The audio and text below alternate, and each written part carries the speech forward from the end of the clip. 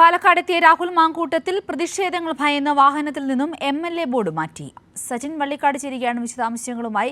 സച്ചിൻ, ശക്തമായ പ്രതിഷേധമാണ് ഇന്ന് രാഹുൽ മാങ്കൂട്ടത്തിനെതിരെ പാലക്കാടുണ്ടായത്. ഈ പ്രതിഷേധത്തെ ഭയന്നാണ് വാഹനത്തിൽ നിന്നും MLA ബോർഡ് പോലും രാഹുൽ മാറ്റിയിരിക്കുന്നത്. കൂടുതൽ വിവരങ്ങൾ.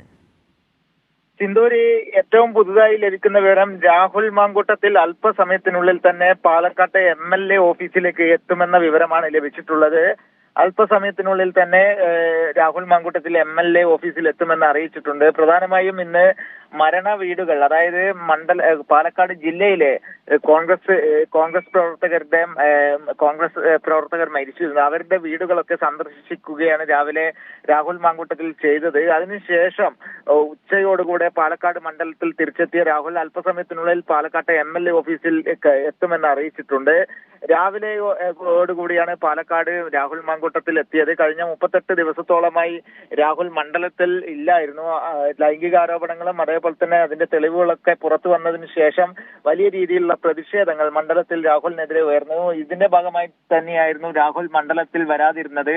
തുടർന്ന് ഇന്ന് രാവിലെയോടുകൂടെ മണ്ഡലത്തിലെത്തിയ രാഹുൽ മാങ്കൂട്ടത്തിൽ ഈ കോൺഗ്രസ് പ്രവർത്തകരുടെ വീട്ടിലേക്കാണ് സന്ദർശനം നടത്തിയത്.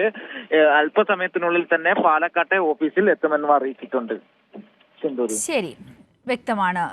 സച്ചിൻ, പാലക്കാടെത്തിയ രാഹുൽ മാങ്കൂട്ടത്തിൽ ഇപ്പോൾ അധികം സമയം കഴിയാതെ തന്നെ MLA ഓഫീസിലേക്ക് എത്തുമെന്നാണ് ഏറ്റവും പുതുതായി ലഭിക്കുന്ന വിവരം. സച്ചിൻ വള്ളിക്കാടാണ് വിശദവിവരങ്ങൾ പങ്കുവച്ചത്.